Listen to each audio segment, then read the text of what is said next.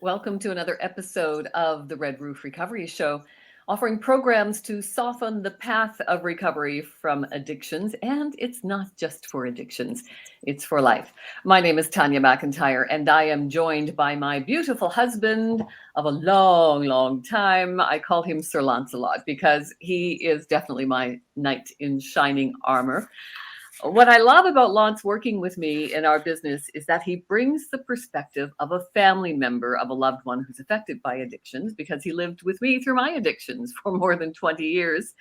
Lance shares his lived experience and empathy with family members whose loved ones are struggling with addictions because we know that effective communication tools can motivate your loved one to seek recovery sooner than later.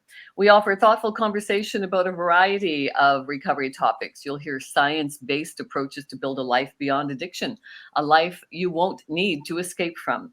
There are literally hundreds of tools you can use to manage recovery and life. The key, my favorite acronym, is to keep educating yourself until you find something that clicks for you because we are all different animals, our addictions are different, and our recovery is going to be different. So today we are going to talk about some of the snappy slogans of 12-step programs. It works when you work it. When I started my journey in recovery in 2009, I went to 12-step meetings for 8 years and kept relapsing every year. But I still go to 12-step meetings because it's a great personal development program. And I love the snappy slogans, including "it works when you work it" and "take what you need and leave the rest." So keep looking for a meeting that resonates for you because there's lots of them coming up now, even agnostic AA, which is a contradiction in terms. But it's good to see Alcoholics Anonymous, Narcotics Anonymous, Gamblers Anonymous, Overeaters Anonymous. They are all evolving into this century and offering some alternatives for people who can't grasp the whole God consciousness thing. And that's another show.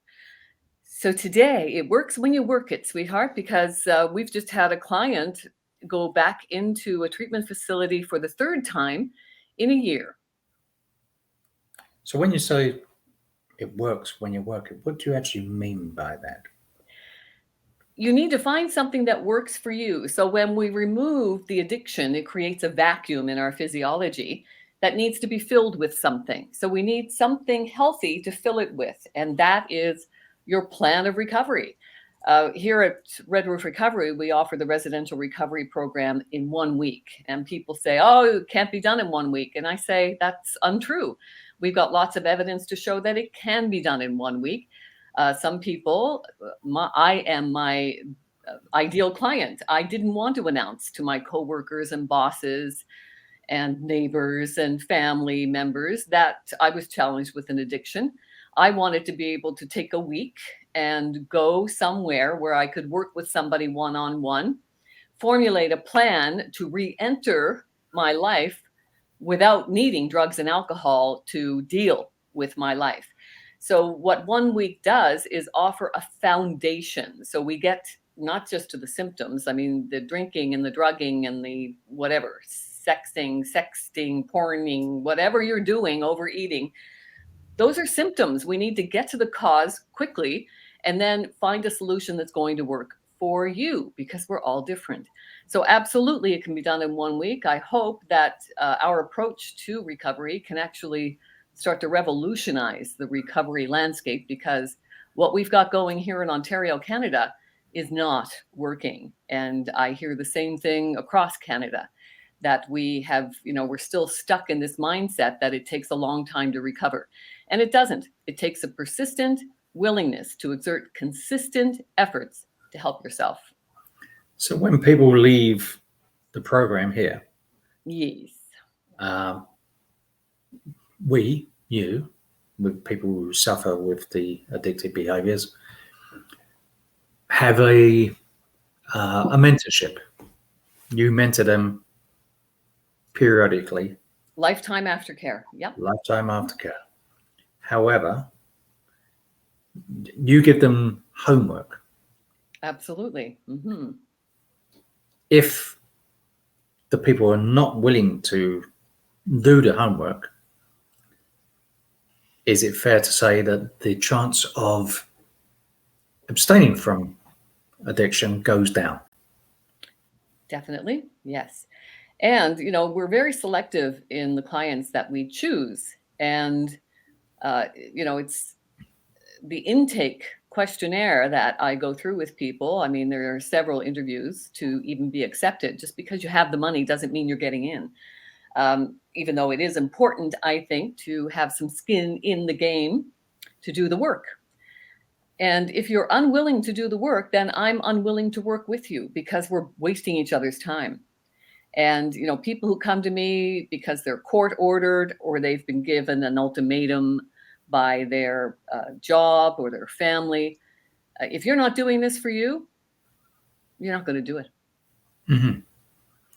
But I think we've spoken about this before, is that there is a perception of a lot of people that you go to a facility, be it here or another longer duration facility, and you go in and you do what's needed to be done within the program, and then you leave cured, whatever that means.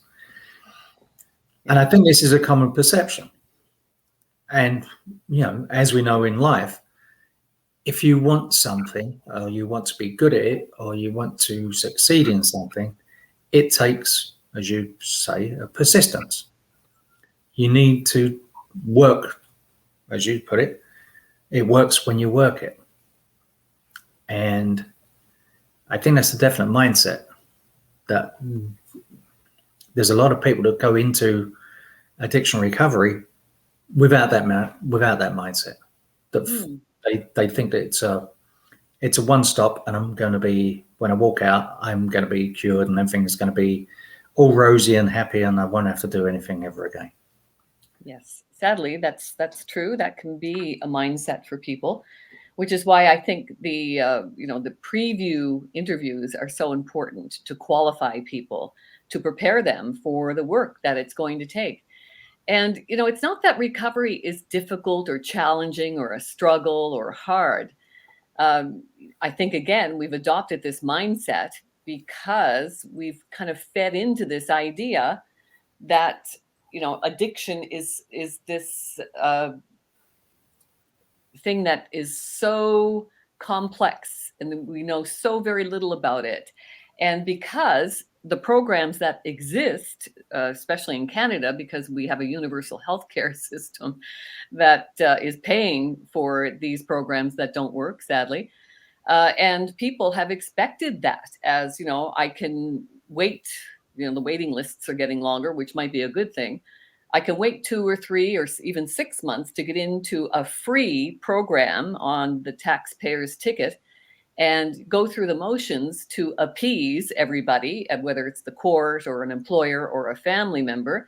And, then hopefully that'll shut everybody up for a while, and I'll go back and resume my life the way it was, continue my habits, not change my mindset or my attitudes, and relapse within a few months or a year.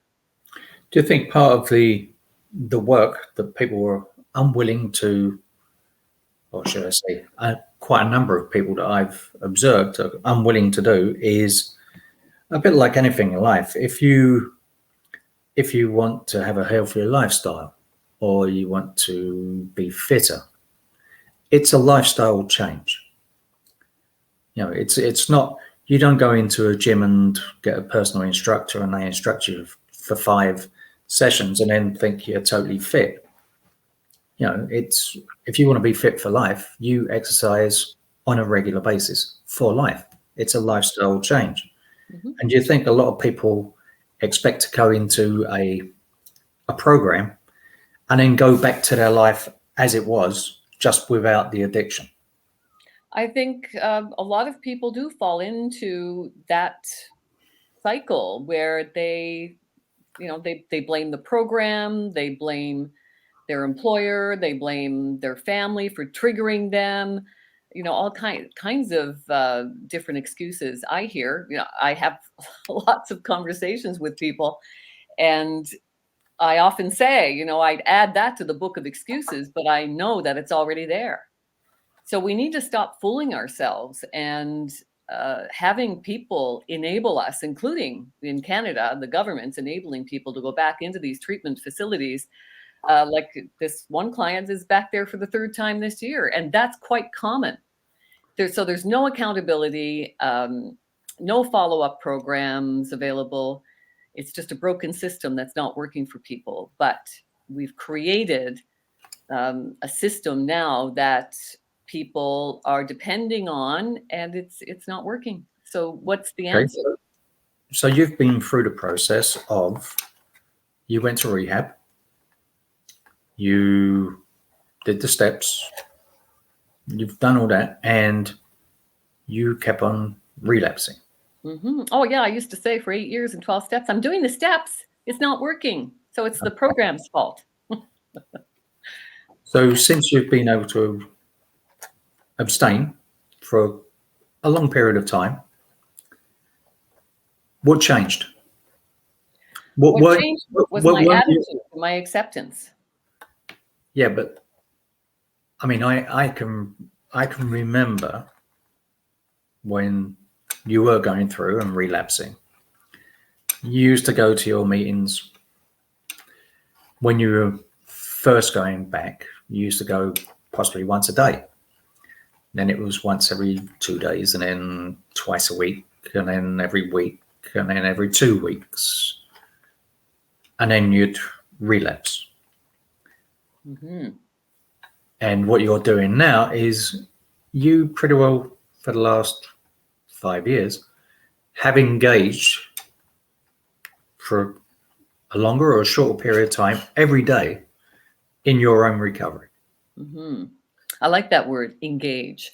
So staying engaged in our recovery work is crucial. Like you say, if you want to stay in shape, building your muscles, you go to the gym regularly. And for me, establishing a structured routine was crucial to my successful freedom, my sustainable, continual freedom from addictions, without question. It's a structured routine, engaging in the work every day. And as I said before, I think a lot of people expect to go into a program and come out. And the same way as the gym analogy is that you go to the gym because you're 300 and something pounds and you eat fast food every day. And you go to the gym and you go an hour at gym, but you're still doing the destructive thing and think you're going to look like someone on the cover of a magazine. Like, it's a lifestyle change. Your life is nowhere near the same as it was when you were involved in your addictive behaviors. And that could be outcome resistance with people as well, right? That they can't. I remember being in a position where I couldn't even imagine going through life without drugs and alcohol. And what helped me was cognitive behavioral therapies, these thinking therapies that can help us change the way we think, so we can change the way we feel and change the way we are. And for me, that was my key, that I kept educating myself to look for something that was going to resonate for me and something that I could engage in every day. And there's that word again. And engage on a regular basis. Absolutely. So, honey, we've only got 40 seconds left. Wrap it up, baby. Any No. I think the last thing is engagement and regularity. Thank you. You have to do it on a regular basis and stay engaged. Otherwise, your likelihood of recovery diminishes a lot. Thank you so much, sweetheart. I appreciate you spending this time with me. And thank you for being here with us and listening to us for 15 minutes. We are here every few weeks. So thank you. If you haven't already, please subscribe. And if we are saying something that's helpful, please share it with your loved ones. That means everything to us. So let's remember to talk to ourselves like we talk to our best friends. What a concept. May the force be with you. And remember, You are the force.